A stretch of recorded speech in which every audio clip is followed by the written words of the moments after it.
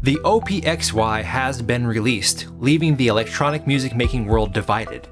Teenage engineering fans are being accused of glazing it up like a hot donut fresh out of a shill factory, while others claim it's just jealousy driving the hate, and those poor music making peasants should just go back home to their Behringer grinds. But I think the debate really comes down to one simple question.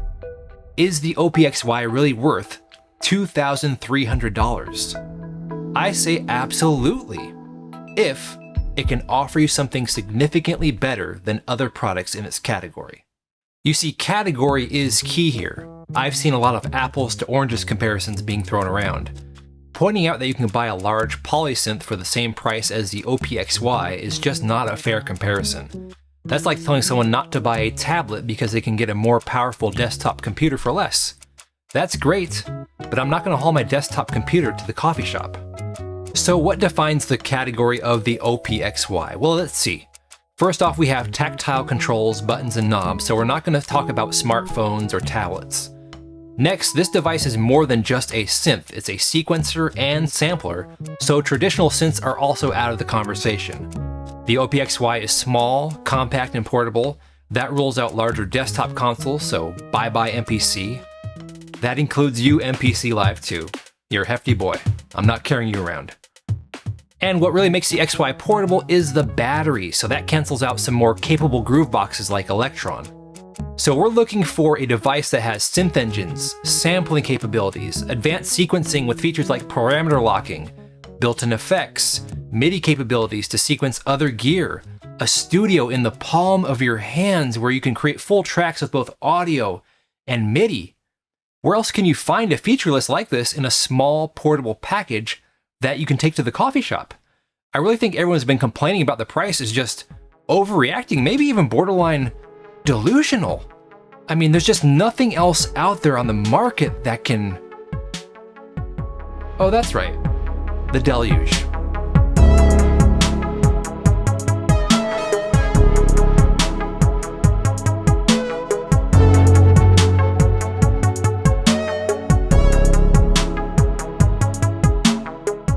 Now let's start with the obvious. The Synth Audible Deluge is not as compact as the XY, but it absolutely passes the can I pick it up and toss it in a bag and play with it at the coffee shop test.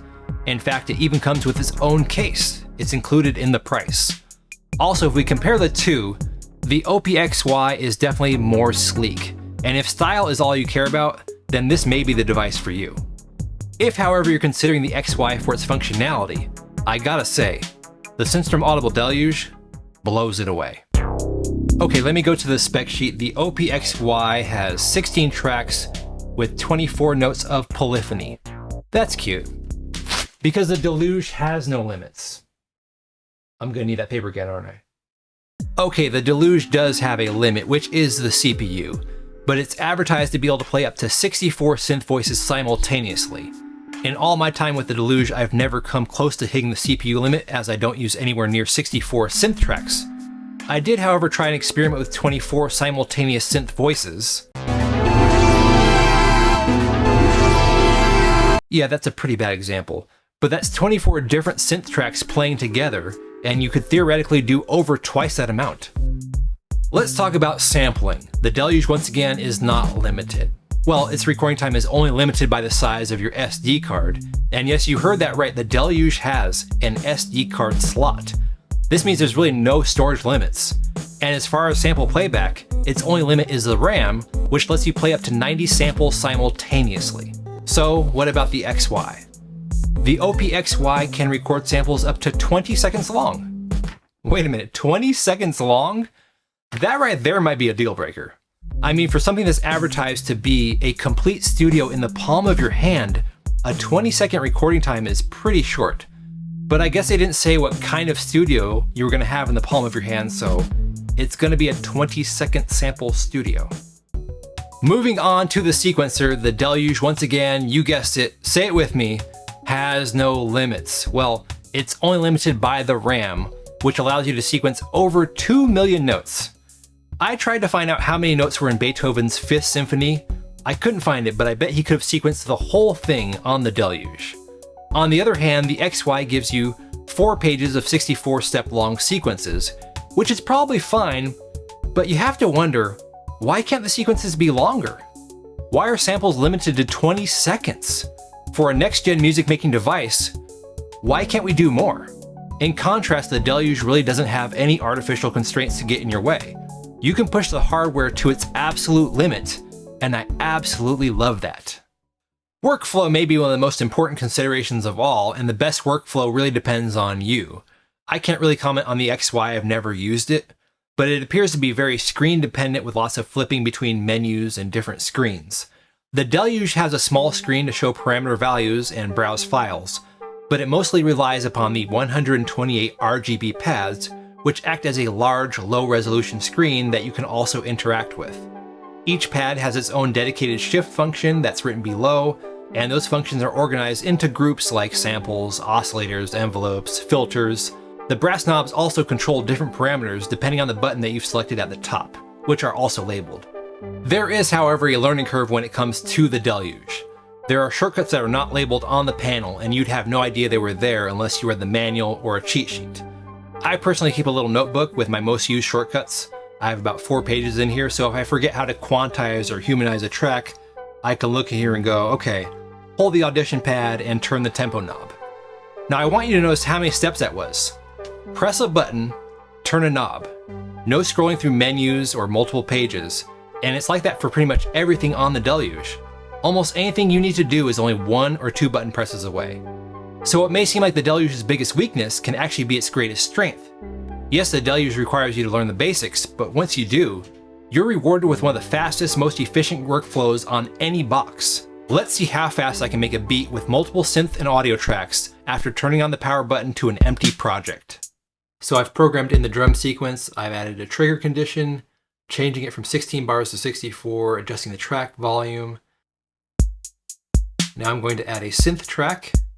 I'm adjusting now the scale and the filter and the resonance, and now I'm going to live record in the bass line here. It's not just recording the notes, but also the cutoff. Now I'm going to add another synth track, going through the presets to pick one out.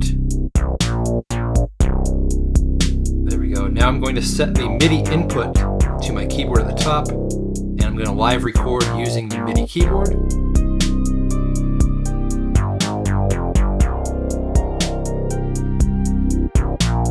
Okay, now I'm going to add in an audio track. So this is going to get the audio coming from the keyboard. I set the input for the audio, and we're recording in.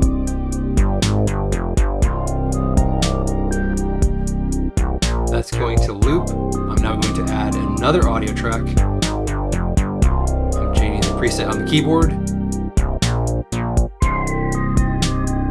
And we're live recording again.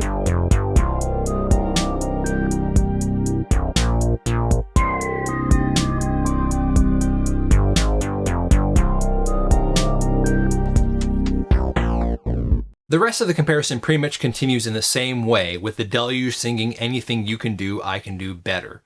But the OPXY does have some unique features over the Deluge. For one, the price of the OPXY is over the price of the Deluge. Okay, that's not a feature. Well, maybe it is if you want to flex. You have punch-in effects. That's cool.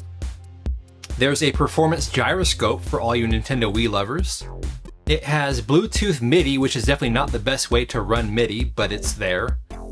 It's velocity sensitive and the Deluge is not. Oh, wait a minute. Well, it's kind of velocity sensitive. From what I understand, it uses the accelerometer to simulate velocity, so you're not getting a true velocity sensitive keyboard. It can act as a USB-C audio MIDI host if you need that. And it also has a brain, which it says creates chord progressions, generating tracks that reinvent themselves. Brain sounds interesting. Oh, and it has that cool tape repeat features thing where you can kind of do these simulated tape stuff. I'm a sucker for that. Give me a good old-fashioned tape slowdown effect, and I'm having fun for like a good, solid 15 minutes at least. So the OPXY does have some features that are not currently present on the Deluge. But the Deluge has a superpower that Teenage Engineering and most other products will probably never have. The Deluge is open source. This really is a game changer. The Deluge is not the device it was on day one. Many features that original owners dreamed of have become a reality. A new Velocity Pad interface for playing drums, an Ableton-like grid for creating songs. Drum kits can now have synthesizers. There's a new granular effect.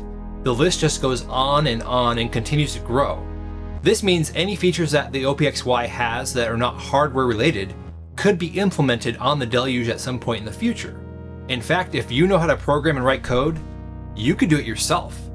This really future-proofs the Deluge for years to come, and I really have a lot of respect for a company that chooses to support its existing customers instead of trying to sell them a new product every couple years. So let's talk about the price. The Deluge sells new for $1,400, making it $900 less than the OPXY. And used ones can be found for under $1,000. Pound for pound, the Deluge outpunches the XY in almost every category, except for one. And this is the big one. You see, the OPXY just looks so sexy. I mean, look at the marketing. I could just imagine myself standing next to a wall of OPXYs.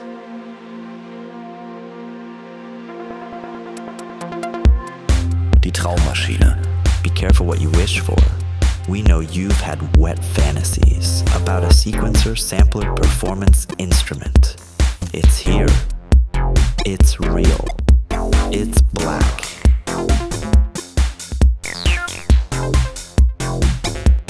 It's minimal. It's efficient. It's sexy.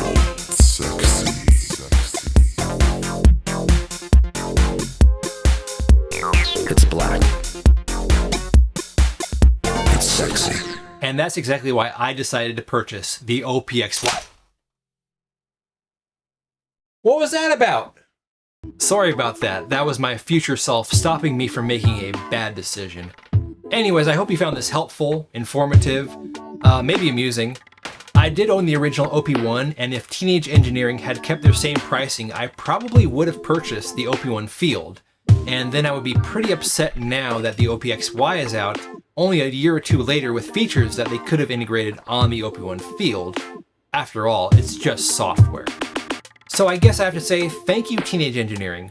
By raising your prices, you allowed me to discover a more powerful, feature-rich device. And I've got $900 left over. You know, I could spend that money on the Medieval.